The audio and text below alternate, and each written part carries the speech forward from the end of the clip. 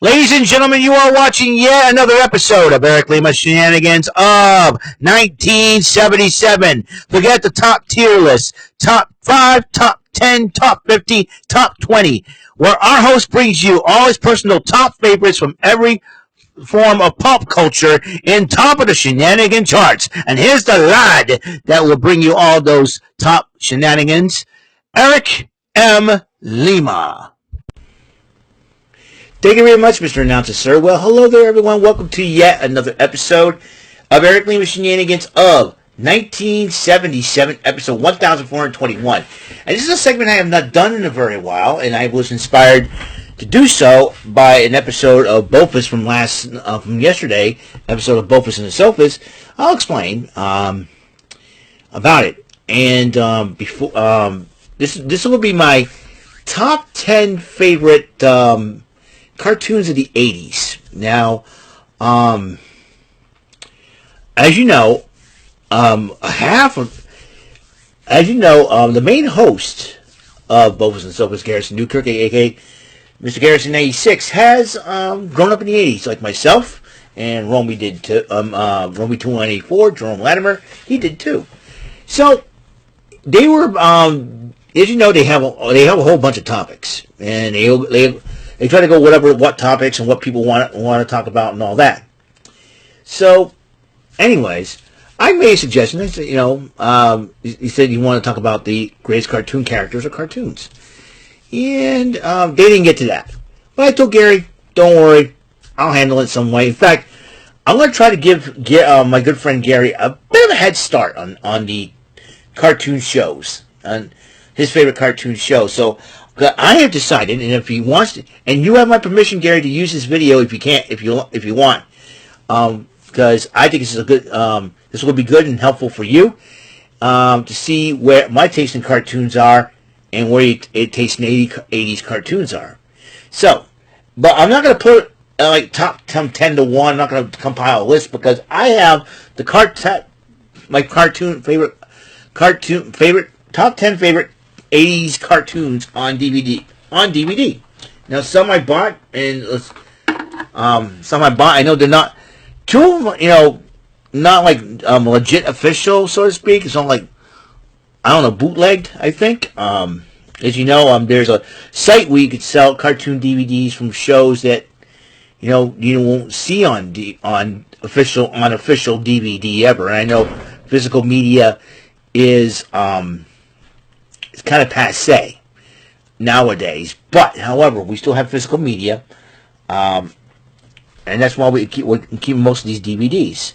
And as you know, this is something that the 80s I grew up on, and it was a great decade, and I was a little rapscallion running around here. So I got a couple of mentions here. Now, just to let you know, is no particular order. No order at all. These are just my top 10 favorite DVDs, not ranked, but just, and I figured that would help out my good buddy Gary Newkirk, Garrison Newkirk. So, Gary, this is for you, buddy, okay? Give you a shout out. I know you say Big BP is going to be upset. I'm not upset. Don't worry about it. I got it covered. But in fact, I can give you a head start if you want. So here we go. Let's get going. And one of my favorite cartoons of the 80s, Voltron, Defender of the Universe. That's right. Where else can you get five pilots or many different pilots in the vehicle force? Many people say that Voltron's kind of a precursor to the live action of Power Rangers or Super Sentai. Super Sentai's been around since 1975. It's like Voltron's kind of like shall we say, like a cartoon version of it almost, of Super Sentai. And this is, like I said, this is before even Power Rangers even came out. So they had the Go Lion, Lion Force, and then you had the Vehicle Force Voltron. So, Vehicle Force Voltron was pretty cool. And I like the fact that, the transformation, 4 feet and legs, and the leader just commands it, and it all goes. And whether it be Keith from the Lion Force version, or I forget the leader of the other one. I know it was there were three braves: air, land, and sea. That was the vehicle force Voltron, which is really, really super cool. And also they had the crossover, the Fleet of Doom, that has both Lion and Vehicle Force Voltrons working together. So I thought,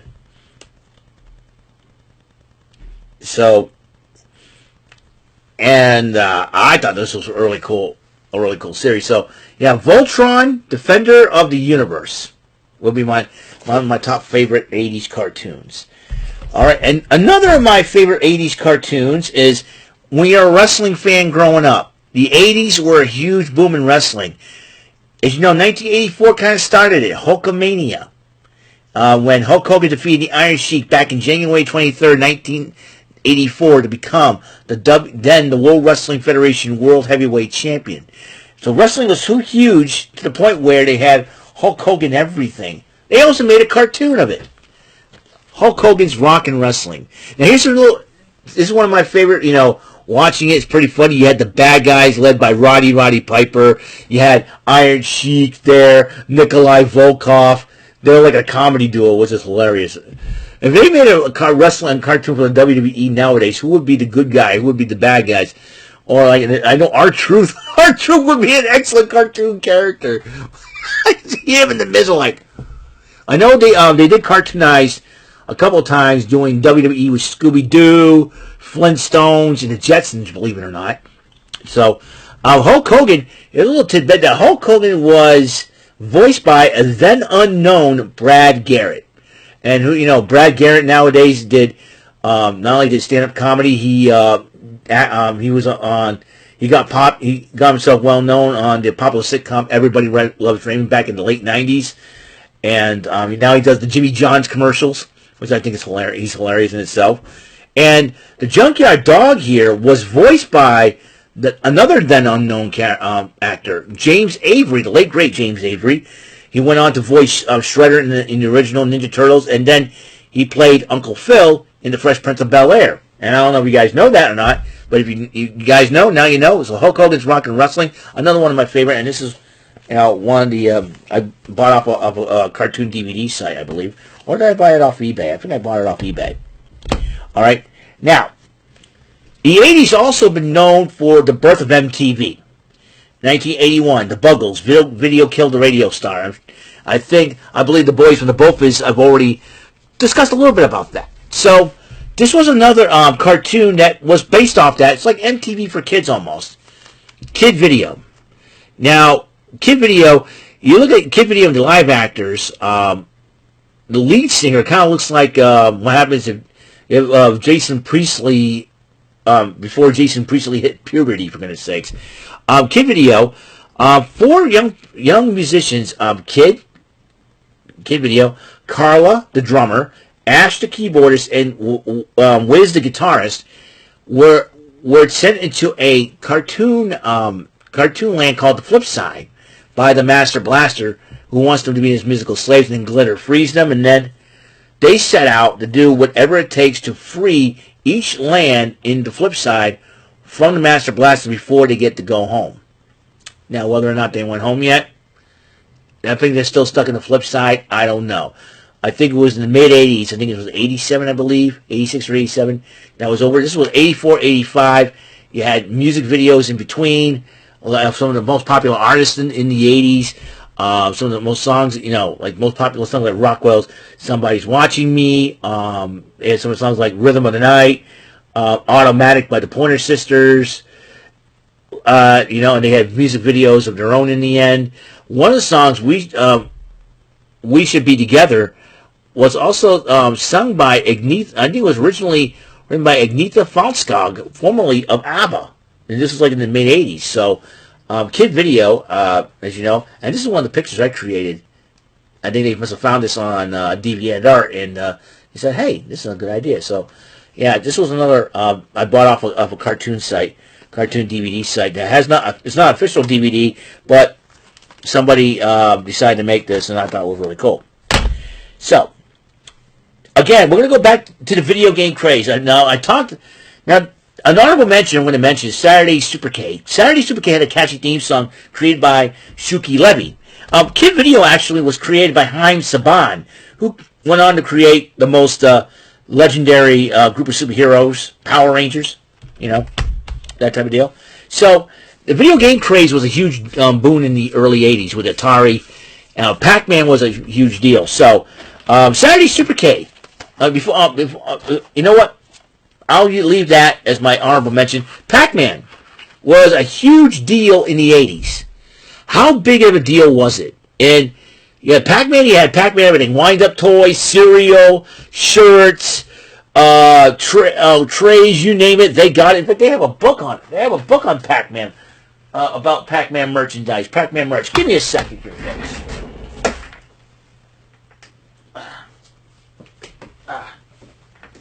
Look at this. Pac-Man collectibles, okay? They have Pac-Man everything, Pac-Man lunchboxes, Pac-Man, and they even have a Pac-Man cartoon. 2 seasons worth of Pac-Man cartoons. This is the first one right here, created by Hanna-Barbera. There you go, Pac-Man. I figured Pac-Man was a big, huge craze in the early 80s. Miss Pac-Man, Pac-Man Jr., Baby Pac-Man arcade. Look that up. I'm not kidding you. Part arcade, part pinball. I'm telling you, it's nuts. Insane, let me tell you.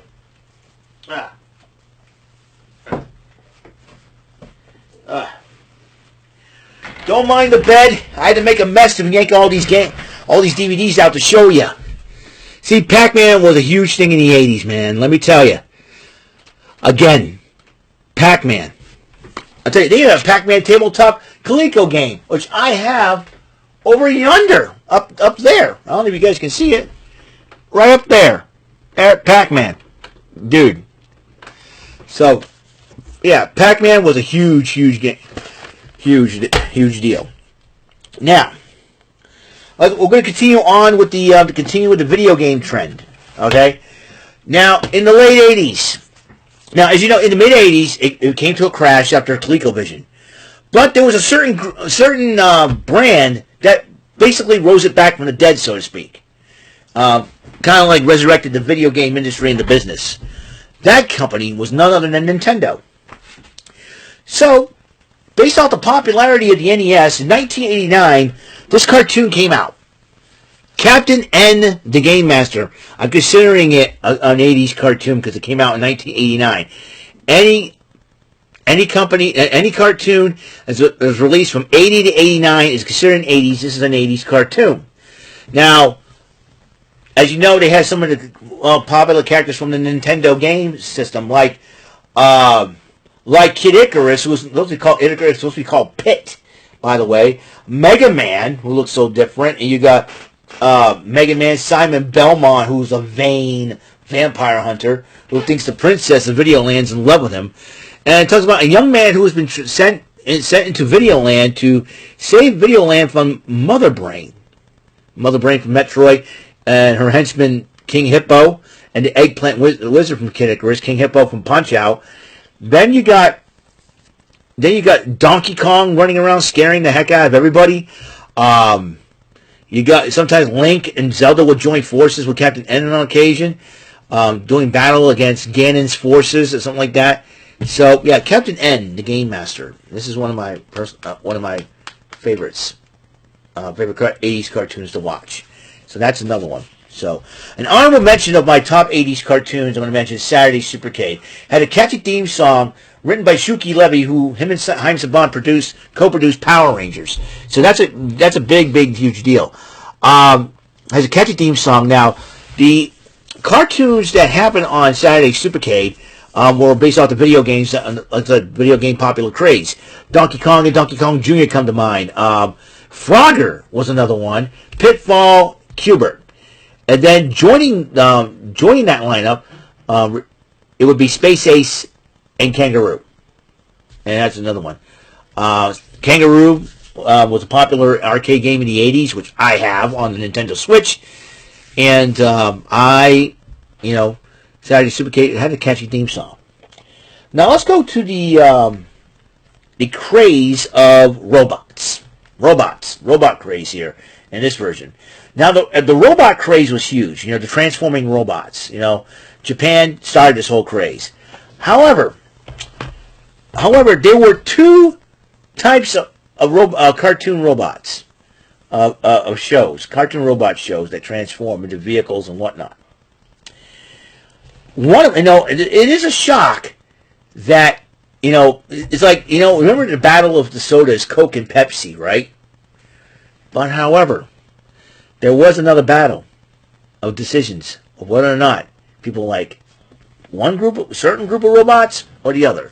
The first group of robots, Transformers. That's right, the original series, Transformers, man. Yet Autobots versus the Decepticons.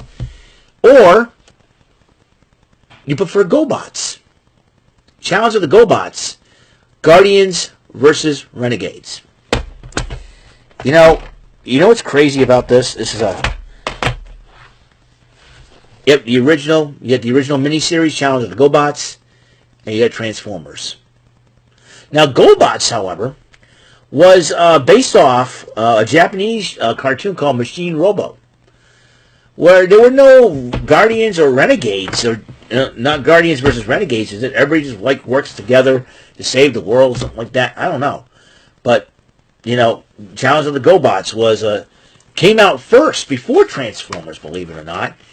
The Renegades want to take over the Earth, so they land on Earth, and then the Guardians were there, said, "Hey, we need your help, humans, to help us defend your planet." Hey, why the heck not, right? So there's GoBots. But then you got Transformers. Transformers, same thing, same premise almost. And you got Optimus Prime leading the Autobots, and you got the Decepticons led by Megatron. They had so many cool Transformers with cool names, cool code names. You got Hot Rod, when he turns to Rodimus Prime, when he got the Matrix and all that in the movie. And you got Optimus Prime, you got Bumblebee, Cliff Jumper, Ratchet, Hound, who else?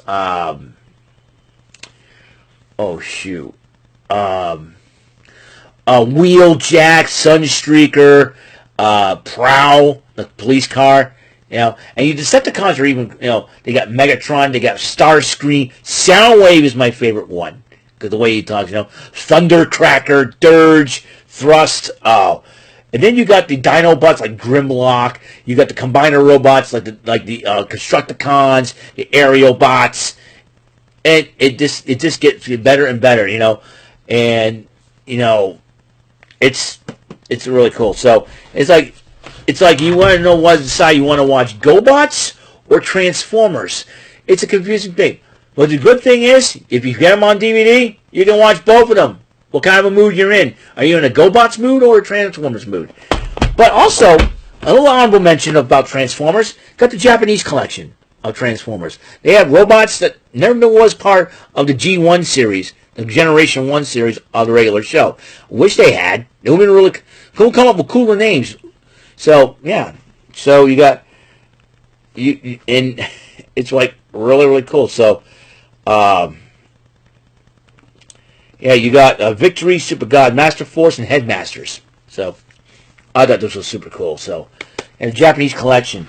And where Soundwave, sometimes, when Megatron became Galvatron, Thundercracker became,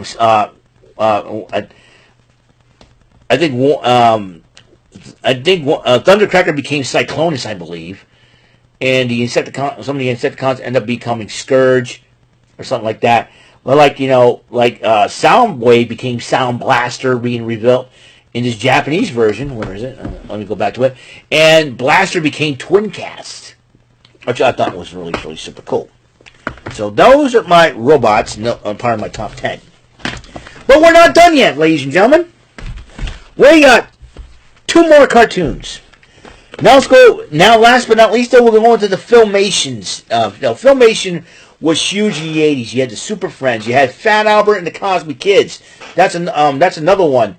That's one of my favorite cartoons. Another honorable mention, Fat Albert. I have the the Fat Albert Christmas special, which I know was really cool. So I thought about this and I went, Filmation. Let's go with like space medieval times, as you know. So there were two really cool shows that Filmation created. Lou Scheimer, awesome job with this, and I finally got them on DVD, and this is the coolest thing ever. So got them off Amazon. He-Man and She-Ra. Yeah, He-Man and She-Ra, man. This was one. These were two of my, and they're on occasion He-Man and She-Ra, where He-Man would join force. He-Man would make appearances on She-Ra. Now, people say that She-Ra, is only originally for girls and all that. You might be right, and that's what it was back in the day. It's like, hey, well, the guys have He-Man. Why can't the girls have something? So they came up with She-Ra. And the story that gave birth to this was Secret of She-Ra was Secret of the Sword, where they tell behind the whole story where Randor and Marlena had twin children. And these were the twins, Prince, who became He-Man, Princess Adora, who was kidnapped to become, who was forced to become Force Captain Adora until He-Man brought the sword, brought another sword of power, and she found her destiny as She-Ra. So, and they worked together so much so they had a Christmas special, which I have out. I found this back in 2005. Okay. When it was sometime after Christmas. I was working for Ruby Tuesday at the time. And when I went to Best Buy, I found this worth $15. I said, I got to pick this up. Because this was one of my favorite Christmas specials when I was a kid growing up. I watched it. Even my dad taped it. My father taped this. But now, he don't have to no more. I got it on DVD. So, people want to know if you're in a He-Man mood or a She-Ra mood. Okay? He-Man or She-Ra. You pick. It's your choice. Whatever. So, alright, but last but not least, it's my top 10 favorite 80s cartoons of all time. Now, like I said, I mentioned now, as you know, another big thing, a big craze, was the Ghostbusters craze. I know horror movies were kind of like the in thing, but gotta make it safe for kids, man. They don't want to see all the gory stuff. Besides, like I said, I made a list about why I don't like horror movies, man. But, however, the cartoons, they make it simple. Make it less scary, but a little bit funny. As the Ghostbuster craze. Now, you would think that the original Ghostbusters was 1984 with Bill Murray, Harold Ramis, Dan Aykroyd, and Ernie Hudson. Afraid not, guys. And they came out with the real Ghostbusters on cartoons. Did you know that there was an original Ghostbusters? There was a show, I believe it aired on CBS back in 1975. It's 2 years before I was born. And it's like a live-action version of Ghostbusters. All right? There's actors that played Ghostbusters named Jake Kong, Eddie Spencer, and they had a smart gorilla who was smart with inventions named Tracy. This cartoon version of it features the sons of the original Ghostbusters. Filmation's Ghostbusters. Catchy theme song. Filmation's Ghostbusters.